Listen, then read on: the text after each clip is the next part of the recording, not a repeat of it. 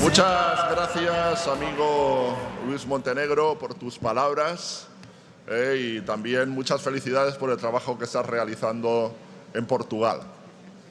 Ahora me quiero referir a una cuestión que es de actualidad y es que el Partido Popular siempre hemos estado donde se construye el futuro y ahora la inteligencia artificial. Y la inteligencia artificial representa para la sociedad, pero también para partidos como el nuestro, una gran oportunidad. El siguiente vídeo que vamos a ver es la mejor de las pruebas. Adelante. En un mundo que cambia cada segundo, nosotros evolucionamos con él. La gente joven ve la política como algo lejano, pero encuentra en las redes sociales un espacio para informarse. Por eso, desde el Partido Popular hemos apostado por la inteligencia artificial como eje vertebral para generar contenido, analizar datos, comportamientos y actitudes para comunicarnos mejor con los usuarios. Somos el primer partido político en España que integra la IA como herramienta real para comunicar contigo. No es magia, son tus impuestos. La isla de las corrupciones. Campaña para el 8M.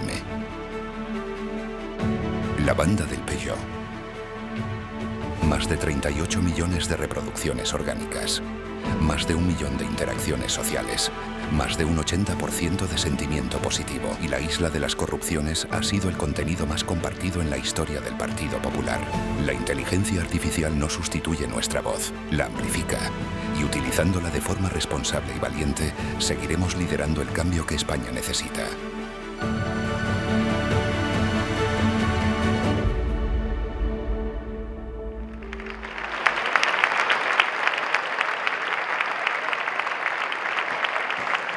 Bien, pues así es. La inteligencia artificial ya está entre nosotros, creando situaciones, en algún caso imaginarias, pero hay momentos como el que se está viviendo a pocos kilómetros de aquí por parte de otro partido político que ni la propia inteligencia artificial sería capaz de poder imaginar.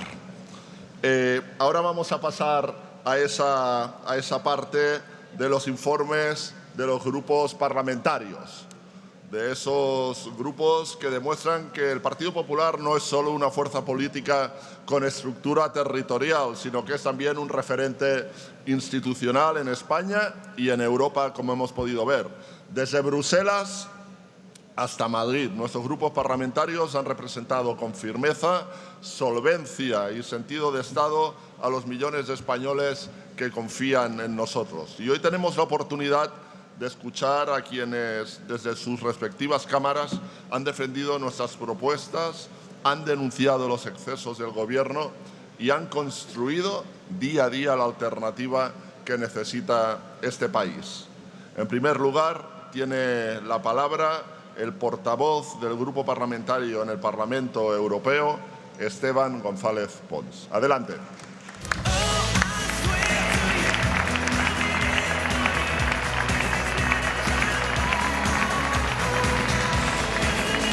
Querido presidente Feijóo, querido primer ministro Montenegro, moito obrigado.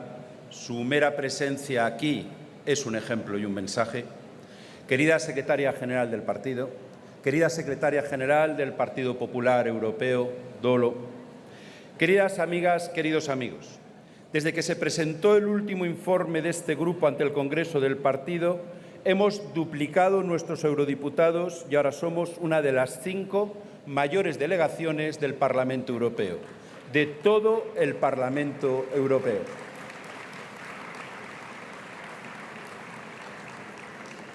Es para mí un honor ser el portavoz de estos 22 eurodiputados, de estos 22 hombres y mujeres dedicados y expertos, y puedo garantizar que vuestros eurodiputados trabajan duro todos los días para defender a España.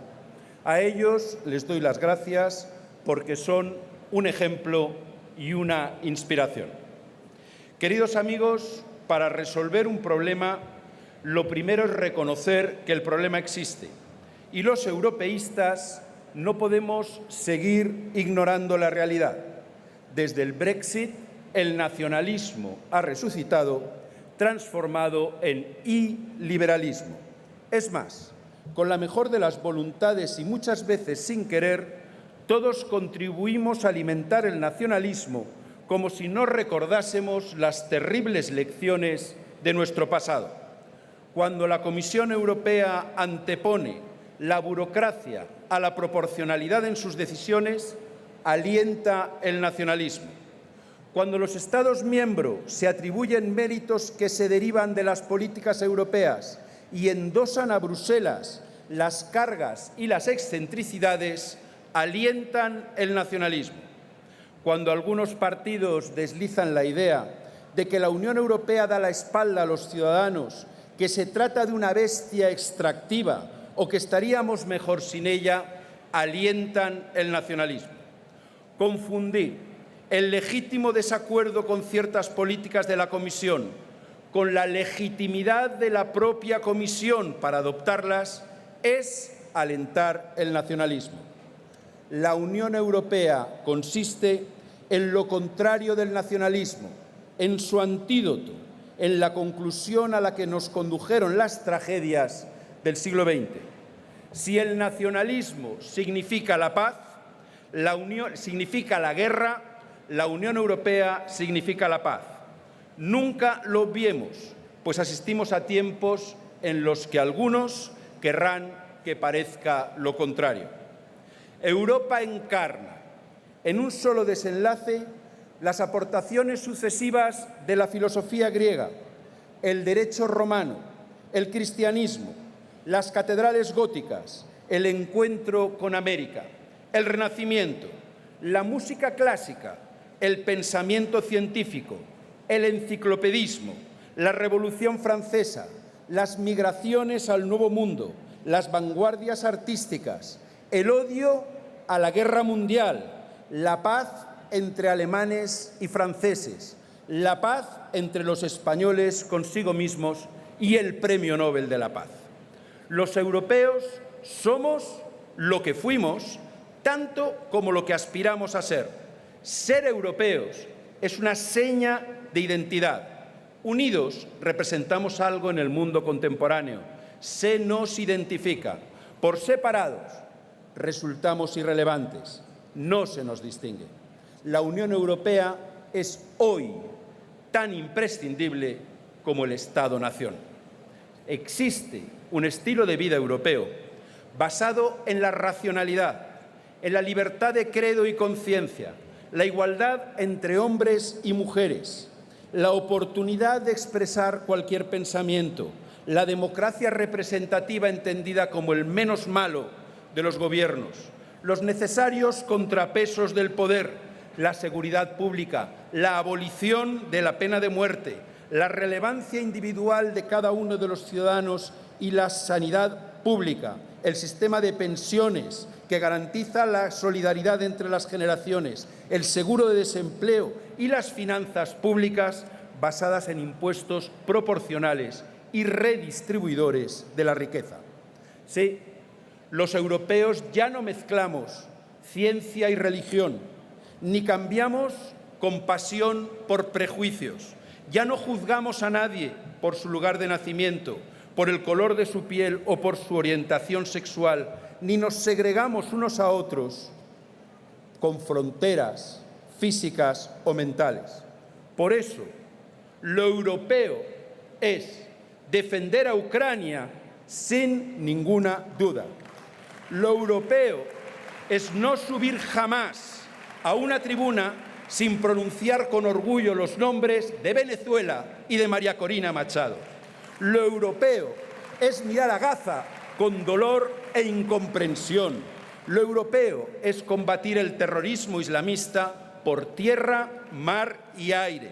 Lo europeo es sostener la vigencia del derecho internacional. Lo europeo es mantener empleos que garantizan el bienestar. Lo europeo es asegurar la libertad de empresa y la libre competencia. Es luchar contra la pobreza, pero no contra los pobres. Es atajar la enfermedad y el hambre, que aunque parezcan invisibles, están muy cerca de nosotros. Y es aceptar la evidencia de que el clima cambia y que resulta urgente reaccionar. Hace 20 años, quizá algo más, cada semana sabíamos de un nuevo Estado que emprendía la transición de la autocracia a la democracia. Hasta China y Rusia lo intentaron. Ahora cada semana nos llega noticia de otra democracia que tiende hacia el iliberalismo. La Unión Europea corre el riesgo de convertirse en una excepción democrática en el mundo. Por eso, si queremos honrar a quienes dieron sus vidas por ganar nuestras libertades, ser europeos debe conllevar una exigencia extrema de respeto a los valores del Estado de Derecho. Y no pensemos que España está a salvo del iliberalismo, para nada. La debilidad de nuestro Estado de Derecho, al que están fallándole los contrapesos, es una de las máximas preocupaciones de los políticos y los medios europeos. En ningún país de la Unión Europea se toleraría lo que está sucediendo en España. El primer ministro Montenegro, que nos ha dirigido la palabra, cuando fue injustamente acusada su familia, convocó elecciones generales en Portugal. No se consentiría en ninguna democracia que se desmontase el Estado de Derecho en vez de convocar elecciones inmediatas, como sucede aquí, o que se cambien las leyes para que el Gobierno pueda elegir a los jueces.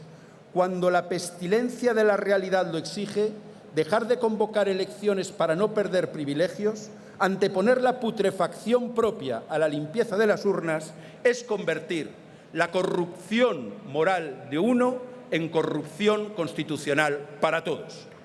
Necesitamos un presidente del Gobierno serio y responsable, que una a los españoles, no que los divida en buenos y malos, amigos y enemigos. Necesitamos un presidente del Gobierno que defienda los intereses generales por encima de los intereses de su partido, que anteponga el bien de España al bien de su familia. Necesitamos un presidente del Gobierno que crea en la justicia, la libertad de prensa y el Estado de Derecho, que respete a jueces, fiscales, letrados de Cortes Generales, abogados del Estado y periodistas. Necesitamos un presidente del Gobierno que deje a un lado sus preferencias personales y vuelva a los principios y valores de la Constitución, a los que suman, no a los que restan para ganar, que deje el yo a un lado y regrese a nosotros. Necesitamos un presidente de Gobierno que se ocupe de la falta de viviendas, del futuro de las pensiones, de la sostenibilidad de la sanidad pública, de la calidad de la educación, de la supervivencia de la agricultura. Un presidente que sirva a los españoles, no que se sirva de ellos.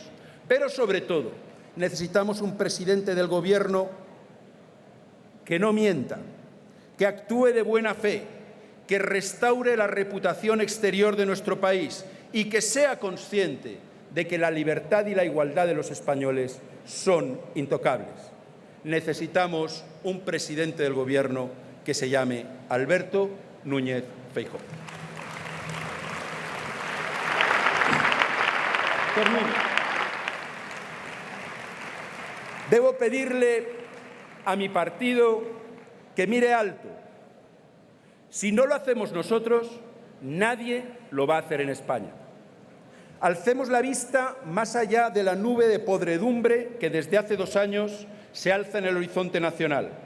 Seamos conscientes de lo que el mundo ha cambiado, de la relevancia que adquieren los valores europeos en un escenario en que la inteligencia es sustituida por la estupidez, el humanismo por la robotización y la solidaridad por el egoísmo internacional.